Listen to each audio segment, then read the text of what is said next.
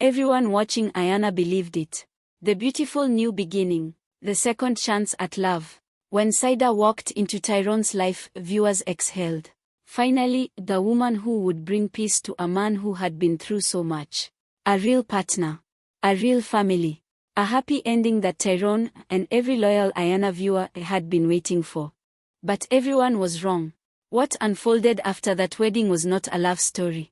It was a carefully constructed revenge plan that had been years in the making. And by the time the truth finally exploded in that kitchen, nothing and no one would ever be the same again. This is the complete story of Saida's transformation. From dream wife to family destroyer. To understand how far Saida fell, you have to first understand how high she stood. In episode 164, on the morning of their wedding, Tyrone stood beside the woman he loved and admitted something most men never say out loud. He was nervous.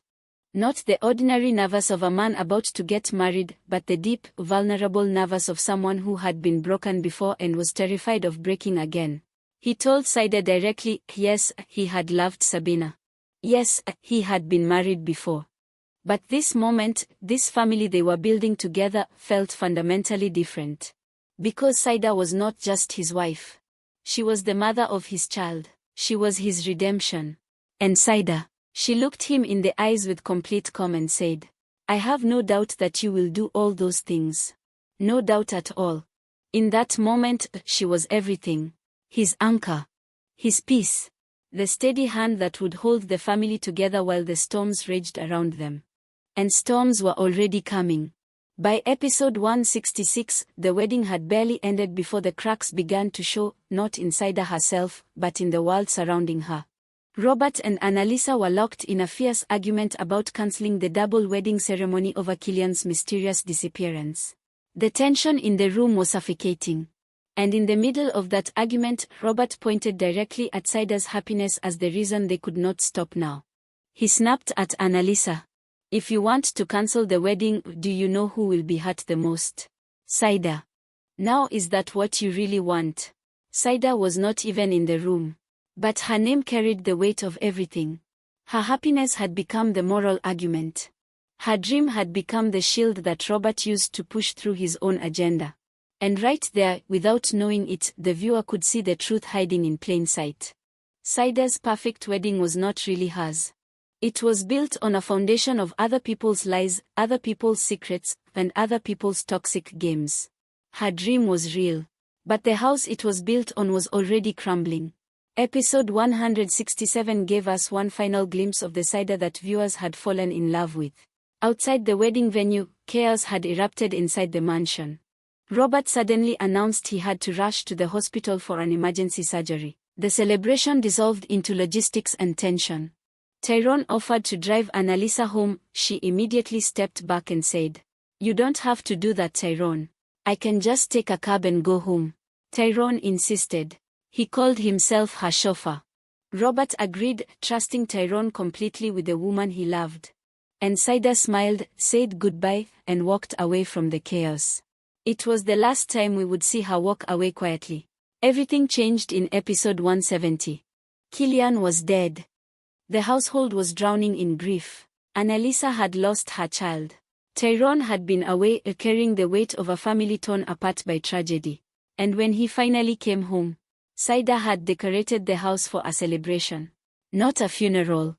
A welcome home party. Balloons, set up, excitement, as if the world outside those walls had not just lost a young man. When Tyrone walked in and stared at her in disbelief, Saida did not flinch. He looked at him and said, Welcome home, babe. Kwani hujapenda? Which translates to, Welcome home, babe. Don't you love it? And when Tyrone expressed his shock when he reminded her that a child had just died and the entire family was in mourning, Saida tilted her head and said something that stopped every viewer cold. The mourning is theirs, not mine. 5 words. And in those 5 words, the entire illusion of the perfect wife shattered into pieces. Tyrone looked at the woman standing in front of him and told her she had become an unrecognizable animal. That the woman he married was gone. That whoever was standing in front of him now was a stranger he did not know. And Saida. She didn't even blink. But Saida was not finished.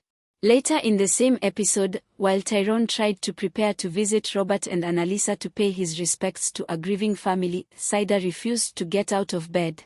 She lay there, completely unmoved, and told Tyrone, "Kwani safari ya kwenda kwa Robert itamfufya Killian." Translation, will going to Robert's bring Killian back to life? When her own daughter Asha entered the room and saw her mother refusing to support a family in mourning, she was ashamed. She called her mother's behavior madharau, total disrespect. And still Saida did not move. But the moment that truly revealed the new Saida came when Tyrone tried to take the household maid Noura along to help the grieving family. Saida physically blocked it. She stood her ground and declared, "I am the mother of this house.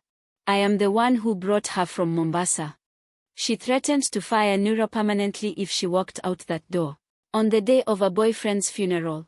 And then, as if to make her point even clearer, Tyrone walked into their bedroom to find Saida modeling brand new outfits she had bought while the household wept. She had turned their bedroom into a boutique. She spun around and asked him, "How do I look?" Tyrone lost it. He threw her clothes across the room. He was done pretending this was a temporary rough patch. The woman he married had been replaced by someone cold, vain, and completely unreachable. By episode 171, Tyrone had made his decision. He wanted her out. And Saida, for the first time, was afraid. She stood at the bedroom doorway and screamed, "You cannot throw me out of this house, Tyrone. I also have equal rights in this marriage. I am not going anywhere. I, Saida, am going nowhere." But Tyrone was unmoved. He told her to get out. Cold. Final. Done. What followed was one of the most chaotic scenes in recent Ayana history. Saida began screaming through the door, threatening to break it down, daring Tyrone to hit her, escalating to a level of hysteria that had Asha had faking not being able to breathe to prevent the situation from becoming violent. At one point Saida screamed, "Today you will kill me. Put your hand on me and hit me. Tyrone, hit me and kill me." She was daring him. Baiting him. Trying to turn herself into the victim in a story where she had been the villain for days. Tyrone, shaking with rage, said the words that cut deepest of all. He told her that even his ex-wife Sabina, a woman he had divorced, was 100 times better than the woman Saida had become. Asha had everything. And for the first time, she chose her father's side completely. Saida was alone. Tyrone spent the entire episode at the hospital where Celestine had been rushed as she had collapsed. When he and Asha were going back home, they met Saida drunk on the way and carried her home. Tyrone broke down weeping, calling out to God, describing how Saida had turned his world upside down, left, right, and center. A man who had survived so much was now being destroyed not by an enemy from outside, but by the woman he just married. And then came episode 173. The funeral day of Killian. Saida came home drunk. She had missed Killian's funeral entirely. And when Asha confronted her at the door, Saida didn't apologize. She threatened her own daughter, telling her she would smash her head into the kitchen counter if she didn't back down. But the argument kept going. And the deeper it went, the more Saida unraveled. Asha accused her of only being there for Tyrone's money. And instead of denying it, instead of fighting back with love or hurt feelings, Saida smiled. And she confirmed it. "You've already said I'm here because of his money, so I don't understand why you have a problem with me enjoying it." She admitted it. Proudly. She told Asha that Tyrone had gotten her pregnant years ago and abandoned her, left her to raise a child alone in suffering and shame. And now? Now she was here to collect everything he owed her. "I will not enjoy his wealth gently." But that was not the nuclear bomb. The nuclear bomb came at the very end of the argument. When Asha pushed too far. When Saida, drunk, cornered, and full of years of rage, looked her daughter directly in the eyes and dropped a truth that no mother should ever use as a weapon. "Who told you Tyrone is your father?" If you are new here, hit subscribe and turn on notifications because we break down every Ayana episode the moment it drops. You do not want to miss what is coming next. Because next week looks even more explosive. Asha now knows Tyrone may not be her real father. Saida's mask is completely off. And Tyrone is at his absolute breaking point. So we want to hear from you. Drop your predictions in the comments right now. Do you think Tyrone will finally throw Saida out for good? And the biggest question of all, who is Osha's real father? Comment below. See you in the next one.